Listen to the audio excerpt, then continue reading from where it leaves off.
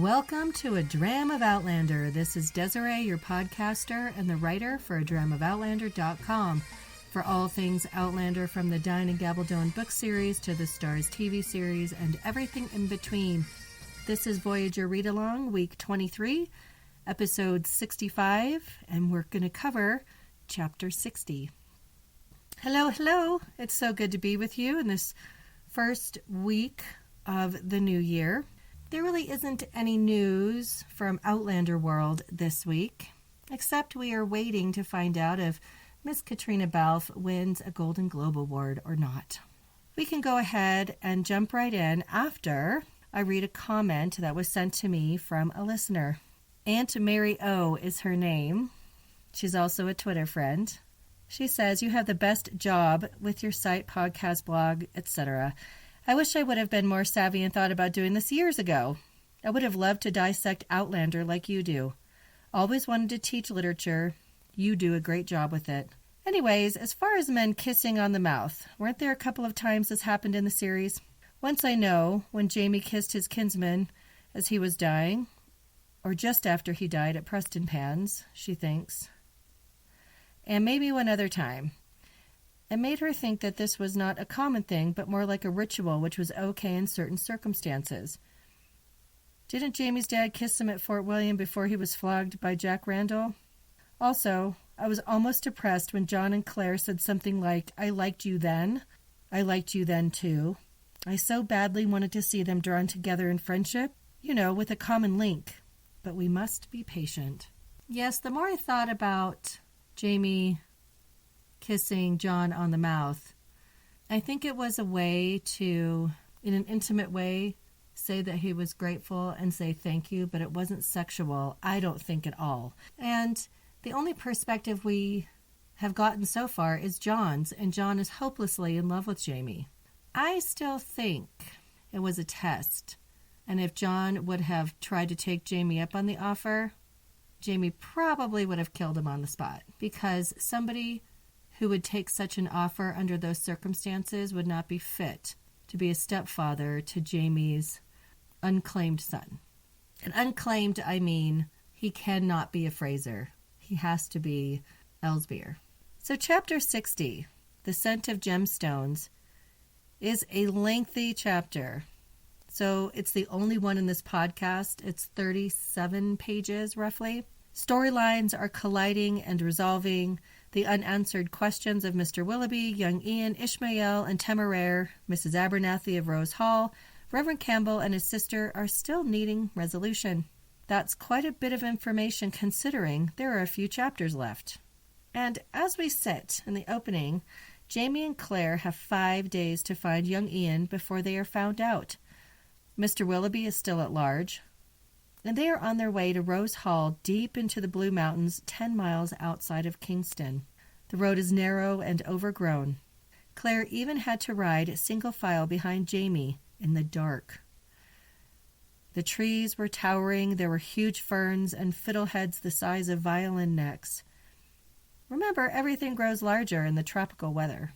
I remember being amazed going to Hawaii how big plants that we would see stateside were. I mean, just enormous in comparison to what we would find. And Claire describes it as a quiet ride, except for the birds that even stopped singing as they passed. The surroundings are incredibly lush, and Claire hopes Willoughby had gone that way because he would likely not be found. There had been an exhaustive search of the island, and homes were shut up and armed to the gills because he was still loose. The fear was at a fever pitch, and they doubted if Willoughby was found, he would survive to the hanging. And Jamie was still troubled by this question of Willoughby. Jamie couldn't save him if he was innocent, nor give him up if he was guilty. They hoped he would simply stay unfound. And they came upon Rose Hall. It was in the forest, and there was a fence and a small gate marking where it begins. Sugar cane and coffee were planted inside the fencing. They could smell the burnt sugar in the air. Dark-skinned people went in and out. Claire sees a sugar press, though it's not being used at the moment. and she asks Jamie how they get the sugar from the plantation. On mules? Jamie says it's on barges down the nearby river. So they take a moment and they steady themselves and they ready themselves and they head toward the house. And Claire describes a beautiful slate-roofed 2-story house with a giant, excessively fragrant yellow rose bush on a trellis at the door. Claire is so nervous she finds it difficult to breathe. Whether it's from the floral perfume or her anxiety, she doesn't know. And they stand and wait for the door to be answered. A slave woman opens the door. Jamie introduces them as Mr. and Mrs. Malcolm to see Mrs. Abernathy. By the reaction of the slave woman, it was obvious that visitors are rare, but she graciously allows them in. She goes to ask if the mistress wants to see them and shows them to the salon to wait. The room is described as large, well lit by windows, a fireplace that is so big an ox could be roasted in it, and with the giant spit present, it could have happened. Jamie did not sit as they waited. He walked back and forth, and he looked out the window onto the cane fields. The furniture was nice, but there were some odd knickknacks about. There was a whole row of bells on a windowsill of different sizes, and there were idol-like fertility figurines. These made Claire rather uncomfortable to be openly displayed. They were rather sexual in nature. This is where Claire is one person privately and one person publicly. With Jamie, all bets are off. She has incredible sexual freedom, and she likes to be experimental, but outwardly, things make her a little uneasy or embarrassed. And then there were also Jacobite relics. Claire thinks these relics are more orthodox, as many Scots had fled to the West Indies after Culloden. Maybe, just maybe, young Ian could be here. She heard steps, and Jamie grunt. Mrs. Abernathy enters the room. Claire stood, and the small silver cup she had picked up fell to the floor. Kept your girlish figure, I see, Claire. Claire, paralyzed with surprise, thought this woman had not done the same. It is none other than Gaylis Duncan, or Gillian Edgars. Physically, Claire describes her as more plump, but her green eyes were the same as ever, filled with malice and humor. That's our Gaylis. How shocking is this revelation? Claire is getting hit left and right in the last couple of chapters. All these new things, but this also terrifically surprises Jamie. I mean, she didn't die at the witch trial. Who was burned then? Claire gets her voice back and asks why Gaylis isn't dead. Pardon me if this is insensitive, but why are you not dead? That's our Claire. Think I should have been, do you? Well, you're no the first, and I dare say you'll not be the last to think so either. At this, she sits and asks if they shall have tea. Oh, she's trying to be a proper hostess. I don't quite know if I'd take any beverage or food from Gaylis. She tells Claire she'll read her tea leaves, as she's quite good at foretelling the future. And of course, why not? She, though, covered her surprise at seeing Claire very well. I think that Gaylis is the most interesting frenemy. They have a connection and a draw, but Gaylis cannot be trusted with anything or anyone. She summons tea and cakes, and she says it's a bit of an occasion crossing paths again since that day at Cranesmere. Claire is becoming curious, and Jamie is just watching and listening. Questions were bubbling up in her mind in a chaotic manner, and she picks a random question and says, "Did you know me when we met at Cranesmere?" Gaylis shakes her head no. Not at first, but she knew she was strange. "You didn't come through the stones prepared, did you? Not on purpose, I mean." "Not that time, no, it was an accident." "You came on purpose, though, from 1967? She says yes to help the prince. Then she suddenly spits. She's coughing something up. She calls him a filthy Italian coward, and had she known, she should have gone to Rome to kill him herself.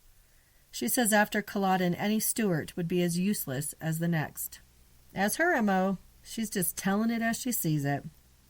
So why does she keep all the Jacobite relics around? I find that fascinating. Is she still trying to change history in some fashion? Oh, she waves it off, and she shifts in her chair. Now we've seen that theme. Claire did it twice a few chapters ago. Marcelly ignored her. John did it when he was talking to Claire. And now Galis did it. Interesting little observation, I think.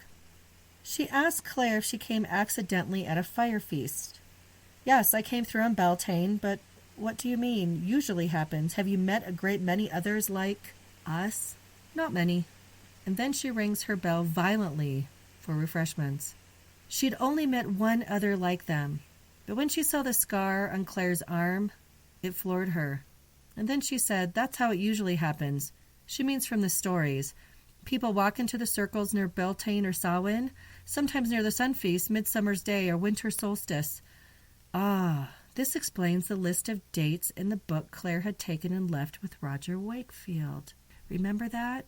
Claire had picked it up when she went to go visit at Gillian Edgar's home. Aye, that's right. So you found my wee book? Is that how you knew to come and look for me in Craignadoon? It was you, no? That shouted my name just before I stepped through the stones. And I apologize for my horrendous Scottish accent, but I have to differentiate between the two of them somehow. I hope it's not too annoying. I hear her in my head so clearly, and it doesn't quite come out the same. Gillian, says Claire, and Galis's pupils widened. Gillian Edgar's, yes, it was me. I didn't know if you saw me in the dark. Galis hadn't seen her. She recalled hearing her name, and that it was Claire when she called out to her at the witch trial, then saw the mark on her arm, and she was sure. She asked who was with Claire that night. There were two. I saw a bonny dark lad and a girl. She thought she knew that girl. She had thought she'd seen her face before. Jamie, having been listening and watching, interrupts at this, asking what her name is now, as if seeing him for the first time. Well, and if it's no the wee fox cub. She looked him over. Grown to a bonny man, have you no? You've the look of the Mackenzies about you, laddie. You always did, but now you're older. You've the look of both your uncles in your face. I'm sure both Dougal and Colin would be pleased you'd remember them so well. He never liked her, and still didn't, but she might have information about young Ian. The tea arrives.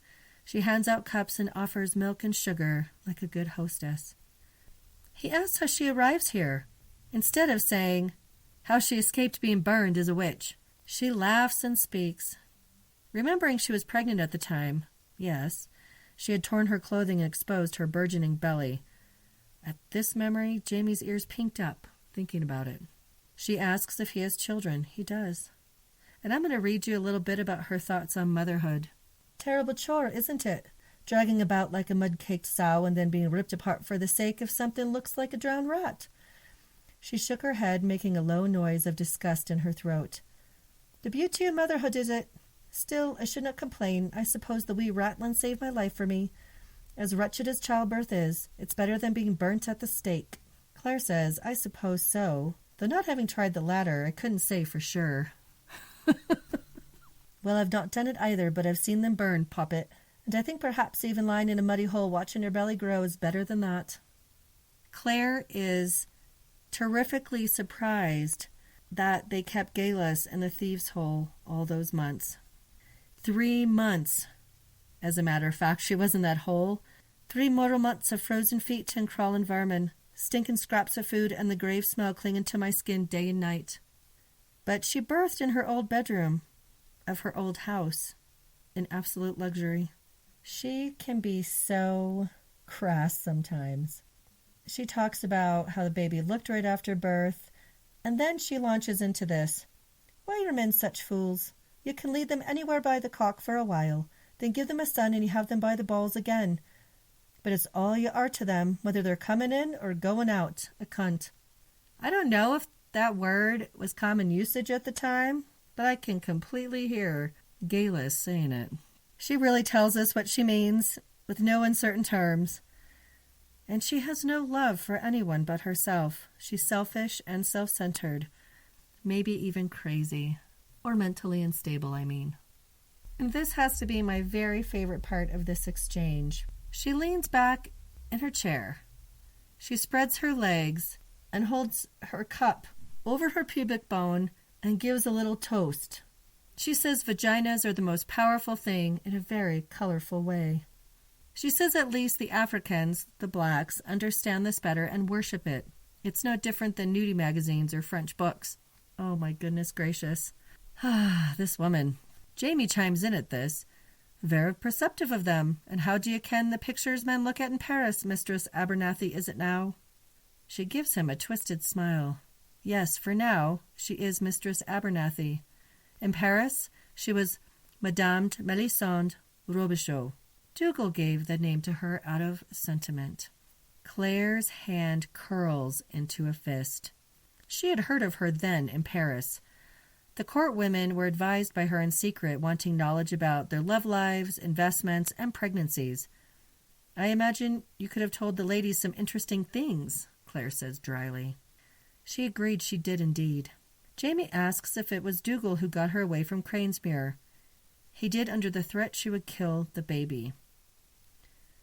Dougal agreed, knowing she would kill the baby. And she tells them she thought also about killing Dougal, but then she might not get away. Jamie had a bit of a reaction to this, but kept quiet. Now, mind you, he killed his Uncle Dougal. Dougal had bribed the locksman to help, and she thinks the body of newly dead Granny Joan Mackenzie was burned. Not everyone's seen their own funeral. Fewer still have seen their own execution, It had been dead of winter, and poor sweet Father Bain had died a few months before of a festering sore.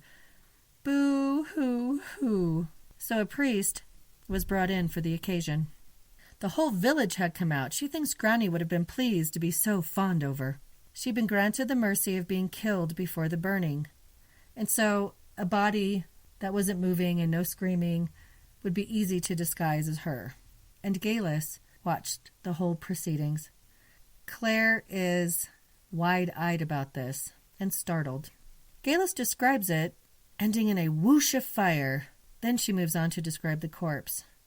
And as she left, she picked up a bone as a keepsake. What a sweet, sweet lady this is. She rings the bell again.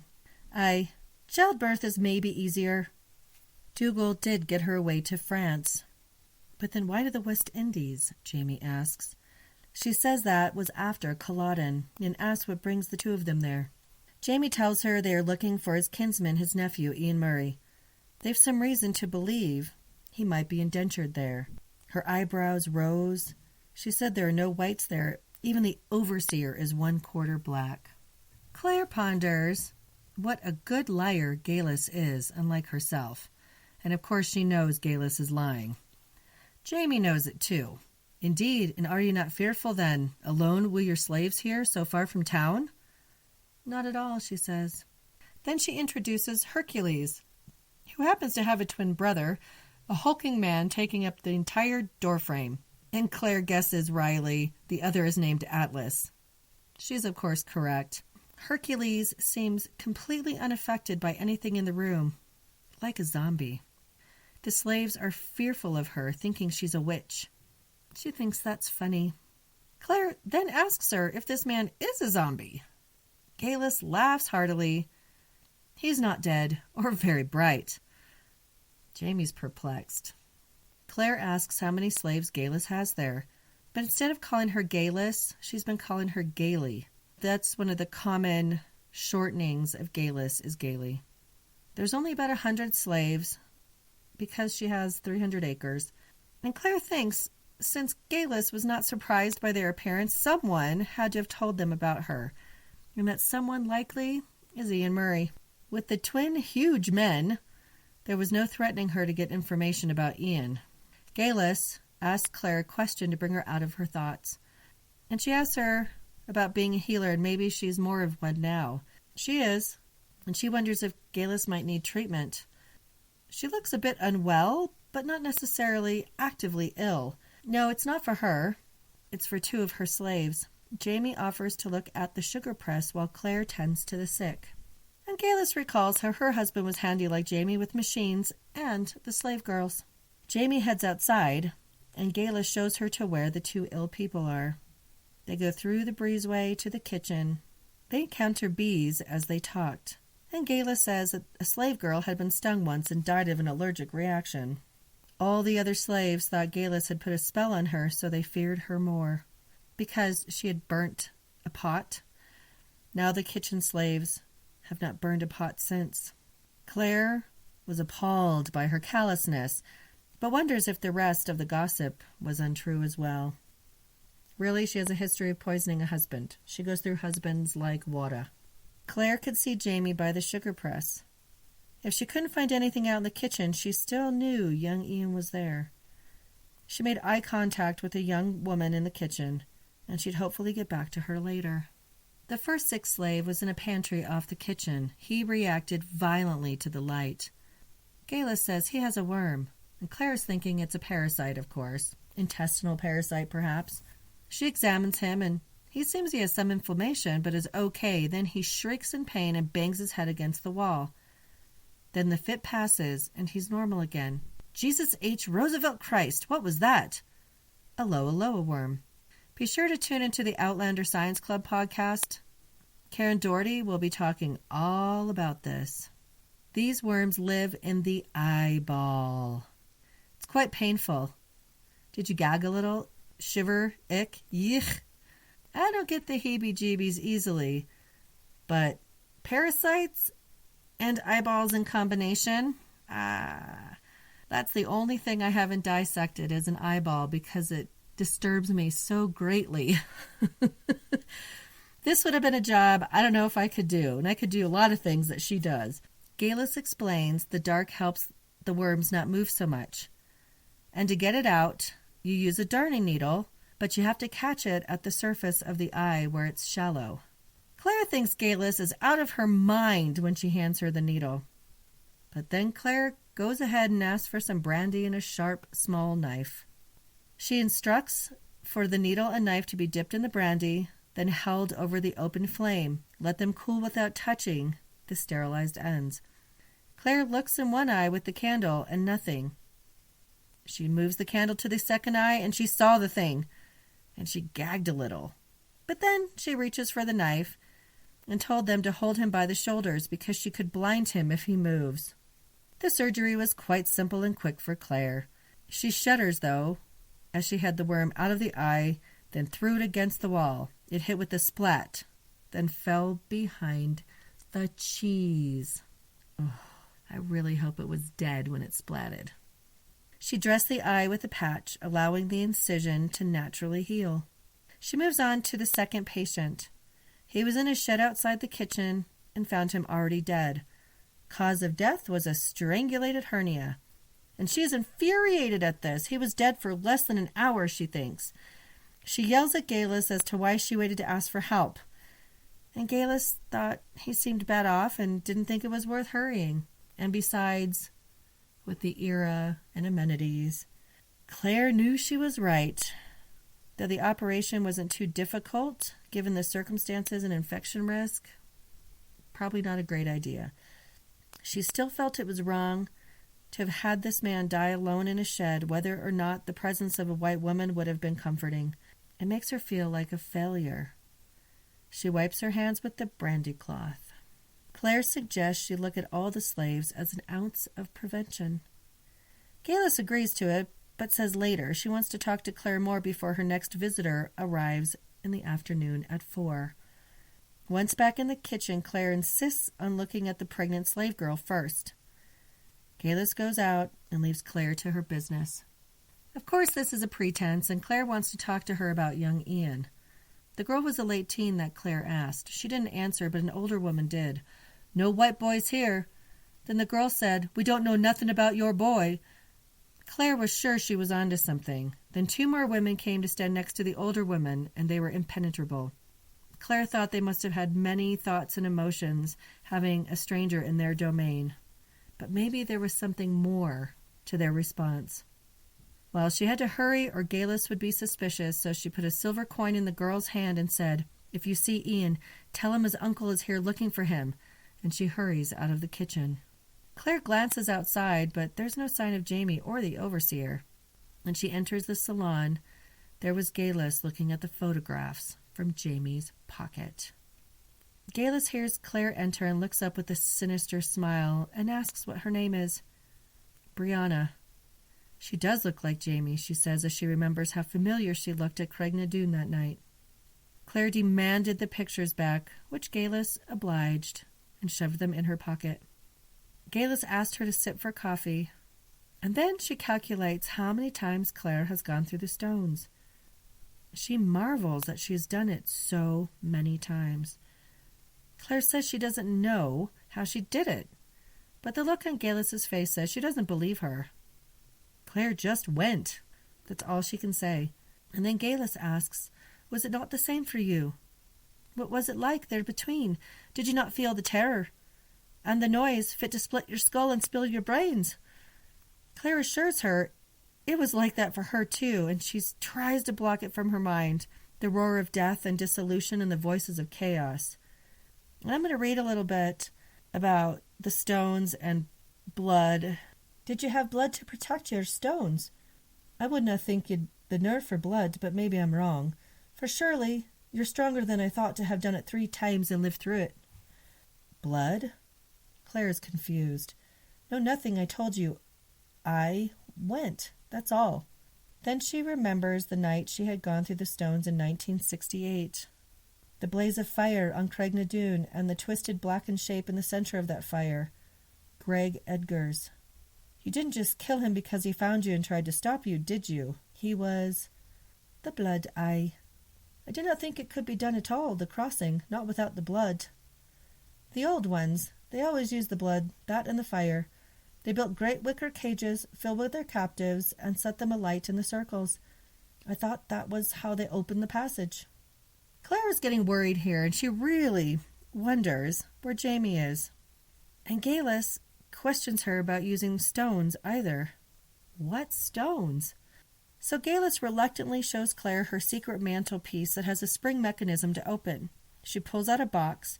It's the Silky's treasure box, and Claire tries to hide that knowledge on her face. She now knows for certain, 100%, that Ian must be there. Galus learned from a Hindu man how to make medicines from gemstones. And Claire is really wondering where Jamie is. Galus goes on to explain, in a detailed way, the difference between obtaining grades of gems from powdered to first grade. And the stones are turned to ash and used in medicines. Bosmas, that's called. And she's having a difficult time opening the box. And she asks Claire to open it because it had been swollen with seawater. It's a Chinese puzzle box. Galus hands Claire a pearl-handled penknife to try and open the box with. Claire was able to slowly work the swollen piece of wood loose and slide it free. And at this point, Galus asks a girl to bring tarts. She slips the box into her skirt fold so the girl wouldn't see. She says the slaves are nosy. She then opens the box and recites Little Jack Horner as she pulls out the gems. Claire was impressed regardless of knowing they were there. Jamie had described them as big enough, and they were. Smaller than a bread box, she supposed. These stones were not to be burned as bosmas. Smaller stones were for that. These were for something else entirely, and she asked Claire to go to her workroom with her. Now let's stop for a moment. Claire has been in her workroom before in Cranesmere, and that's where Galus hypnotized Claire with the water bowl and smoke, trying to get information. Galus sold the ill wish to Leary. Galus poisoned her husband. She was pregnant with Dougal's child. Both of them were married. Claire was dragged into the witch trial for showing up at her home at the behest of the note that Leary wrote. Then she discovers she's from the future, too. She sees her go through the stones after murdering her first husband, and so on and so forth. Have you ever wondered why Claire would go with her? Why she would talk to her? I have. And it's because they're kindred. She may not ever find another traveler to speak with. They might learn from each other, share information. As much as she can't trust Galus, she's frenemy number 1. They have too much in common to ignore. And we have to remember that though Galus is probably one of the most untrustworthy characters, she did save Claire at the witch trial. And she's sort of a friend. Claire can't help herself, and she needs to find young Ian. She's curious. Be careful, Claire. Once in the workroom, it gave her a bit of déjà vu. It was like her space in Cranesmuir. And Claire asks how many times Galus has been married. And she thinks 5, since she got to the 18th century. Claire thinks it might be an addiction to marry, siphon off money, then poison the man. A very unhealthy atmosphere for Englishmen in the tropics. Fevers, ulcers, festering stomachs. Any little thing will carry them off. Claire thinks Galus has been mindful of her dental hygiene, as her teeth were quite good still. This tells me that Claire has a sense of alarm about her, even though she has a calm exterior, because she's noticing details that she might not take in if she felt completely comfortable and safe in her space. So Claire's on edge. Galus now shares the zombie poison secret with Claire. She tells her it makes Hercules more manageable. She doesn't know exactly what's in it. Fish of some sort. She had a cook, a Hungan, a black medicine priest. She said Ishmael, said his people call him Onesigan or some such. Claire asked if that was the name Ishmael came with. No, he had some heathen name with 6 syllables. The seller called him Jimmy, but she called him Ishmael because of the story the seller had told her. There's a complete explanation of where Ishmael came from. He was among 600 slaves from villages in Nigeria and Ghana. They were stowed between decks of the ship Persephone. It ran aground during a storm at Hoxtee Reef off of Great Inagua. All the slaves drowned, except for him because he'd been taken up to the galley. He was found clinging to a cask of spirits 2 days later. Those who had rescued him were more interested in the cask, but when they opened it up, a well-preserved body was found. Remember, Fergus placed the dead man in the cask after Willoughby shot him at Madame Jean's, right after Claire returned to Jamie? It's time to check that little piece off our list of open-ended questions. Claire murmurs to herself, wondering if they drank the creme de menthe anyway, knowing what sailors will drink. Remember all the trouble she had with them sailors drinking her purified alcohol and dying? I dare say. In any case, when I heard of it, I named him Ishmael straight off, because of the floating coffin, Claire asks if they ever found out who the man was in the cask. She doesn't think so, but they gave him to the then governor of Jamaica, who put him in a glass case with fresh spirits as a curiosity.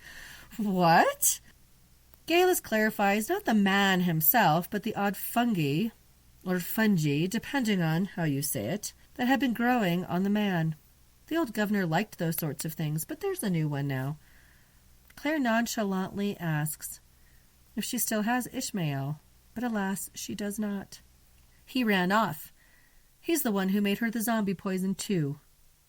He refused to tell her how to make it, no matter what she did to him, and Claire thinks about the strap marks on his back, and that only men should make medicine, or the old women who've stopped bleeding.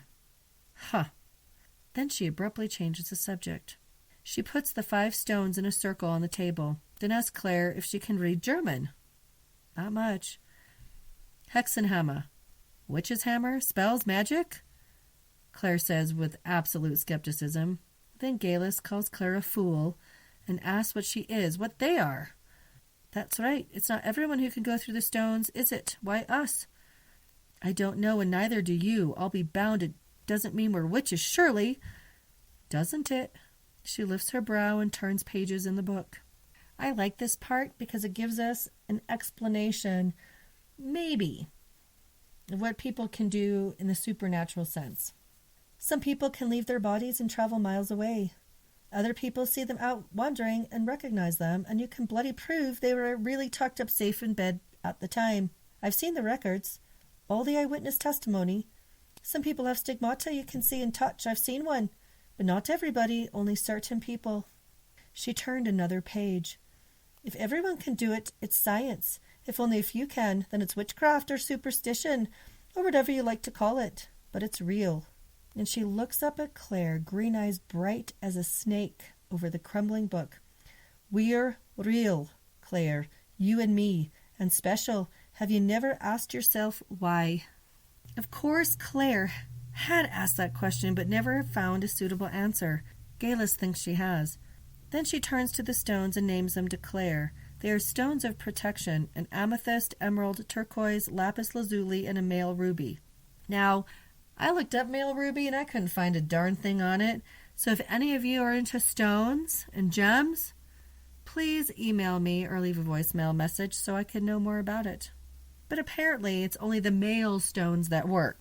For what? That's what Claire asks. For the traveling. They protect the traveler from whatever it is they travel through. She asked Claire when she came through. From 1945 to 1743. But she wanted to tell her as little as possible. But she was so curious. Claire may never ever have another chance to talk to a traveler like her. And they were different, all right. But Galus did not follow the 200-year rule, roughly. She went back 230 years by my calculation. And she says it was because she used blood. It gives more range and control. She asked Claire how she did it so many times without blood. I just came. I think it has something to do with being able to fix your mind on a certain person who's in the time you go to. Galus's eyes were round with interest. She explains more about the stones and patterns. The protection stones are the points of the pentacle.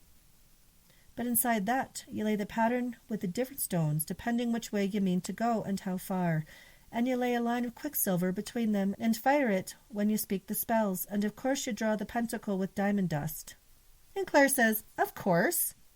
And Galus invites her to smell it. You would not think the stones had a scent, but they do, when you grind them to powder. And Claire inhales, and she did smell something faint and unfamiliar. It was a dry scent, pleasant but indescribable. It's the scent of gemstones. And then Galus finds a stone and is excited. It's a black diamond. Claire realizes that Galus might mean to be going back through the stones again. She might, because she has everything she believes she needs to do it. She wouldn't dare risk the journey without them like Claire had. And Galus decides it's time to head back to the salon because the fox, Jamie, might be back. And as they're going down the hall, Galus squishes a centipede as they make their way back.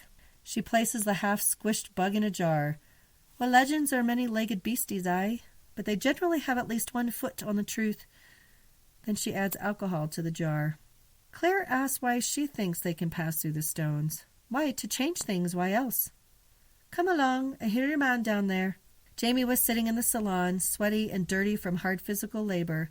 He had been inspecting the box. Yes, it was the Silky's treasure box, just like Claire thought. He tells Galus he fixed the sugar press. It has a cracked cylinder, and she would likely be needing a new one soon. She offers refreshment, but he declines, saying it's a long way back to Kingston. He puts on his coat and realizes the photos are missing. Claire nods at him, touching her pocket. Jamie thanks Galus for her hospitality, and Claire starts moving to the door rather quickly. And then Jamie pauses and asks Galus if she knew the Duke of Sandringham. I kent him why. Jamie said it was only a curiosity. And as they go outside, Claire realizes it might be a very wet ride, but she doesn't care. And he makes sure she has the pictures. Did he see Ian? Or any sign of him? Well, he couldn't get any information from the overseer or slaves, but he knows exactly where he is. Claire wants to go right back, but they can't. He needs help to rescue him. Jamie had been able to see most of the plantation under the guise of looking for parts to repair the sugar press. Oh, that practical Jamie of ours, always thinking. The refinery was the only place he couldn't access. The big fellow was sitting near a door in the ground. That must be a cellar. If Ian is there, that's where it is. Claire thinks that Ian must be all right, but if Galus lied to them about him being there, she must be up to something not innocent. Though the overseer wouldn't talk to Jamie about Ian, he told him other things that would curl her hair if it wasn't already curled up like sheep's wool. Judging by the state of your hair, Sassenach, I should say that it's going to rain very soon now. Ha, ha, ha. I posted a Claire hair don't care picture the other day, and yes, bed hair deluxe with the humidifier running. The fact that the sky's black as pitch and the air smells like lightning wouldn't have a thing to do with your conclusions, of course. And Jamie decides, by the look of the sky, he wants to steer them to shelter just for a little bit. He finds a spot, and he makes a temporary shelter to keep them from the rain. It's not waterproof, but it's safe. Right before the storm breaks, everything quiets, even the birds. And when it breaks loose, Caribbean rain is furious and loud and swift. And there's water dripping down Claire's back, and Jamie puts his coat over her shoulders. She suddenly feels relieved. Ian was as good as found, and nothing can touch them here. She squeezes Jamie's hand, and he kisses her. He smells earthy and fresh of sap from the branches and his own sweat. Details. Claire thought this part of the journey would be over soon. Once they had Ian, they could leave Jamaica and go elsewhere, to a French island, to the colonies. But honestly, as long as she was with Jamie, she wasn't afraid of anything. The storm stopped as suddenly as it started, and nature slowly came back to its voice. Claire and nature are so tied that her relief and calm, it's like her vibrancy is coming back as her fear is diminishing over never finding Ian, and her worry is diminishing. All of a sudden, everything is coming back to life, and they have possibilities ahead of them. I think that's what this means. She tells Jamie of the black diamond and that the alchemists say it gives knowledge of joy in all things. And she thinks there might be one right under this spot. And he smiles at her. He reaches into his pocket, remembering the pictures weren't there, and she gives them to him, but one is missing.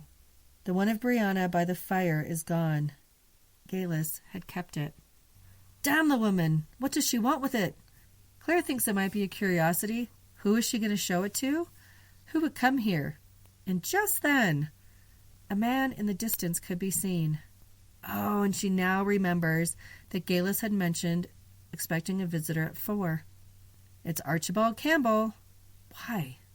Perhaps to exorcise her. Galis might be able to use an exorcism, that's true. And Claire asks Jamie what the plan for Ian is. In 2 days, by the dark of the moon, they'll come up the river. How are we going to pay for this? I mean, they had some money from their portion of the guano sale, but not enough to cover expenses after finding Ian. He needs to ask John for help and can't see another way. And she agrees. She means to attend the rescue as per normal. Aye, you can come. Only do me the one wee favour, Sassenach. Try very hard not to get killed or cut to pieces, aye. It's hard on a man's sensibilities. And she says she'll try. So what things did we come away with here? So were you shocked at Mrs. Abernathy being Galis? There was a clue about the husband dying from poisoning. And the other clue was the Jacobite brand on the slaves. So there's been little nuggets in there to be culling. Diana is very good at putting those little pieces in. So we still need to find out about Ishmael and Temeraire. What the heck is up with Archibald Campbell and his sister? And what about the zombie recipe that Ishmael came up with? Are we going to see that more? Will John help them? We have to find young Ian, right? He's got to be there. All signs point there. But why did she lie? That's one grand adventure for Jamie and Claire, always. And we still have the missing Yi Chen Cho, Mr. Willoughby. We shall see. We don't have much time left together on this book. All this stuff has to wrap up rather quickly. Please come and join in to the Wednesday night Twitter chat. It's incredibly fun. We have a nice size core group that comes every week, and it's at 6 p.m. Pacific time, 9 p.m. Eastern time. And we use the hashtag ADOO for A Dram of Outlander. Clever, no? And we discuss the podcast, and we go through basically what I just did here. And then people give their own insights and predictions and fun hashtags. And this last Wednesday, there was a huge side discussion on Jamie dressing up as this giant 6'7" Frenchman and the fake mole. They all decided that it should be a glitter mole because he already has a mole on his face and they can make it really, really fancy. Nobody was really interested in seeing Jamie look foppish. So it'll be interesting to see how Terry Dresbach and her team fancy Sam up for this scene.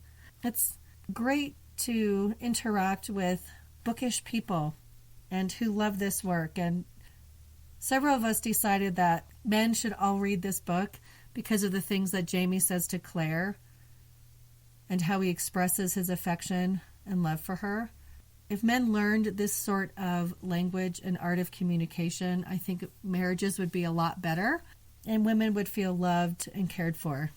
So, how can you support the podcast? Well, first of all, share it. When I post the links for it every Saturday, share it on your social media, tell your friends about it.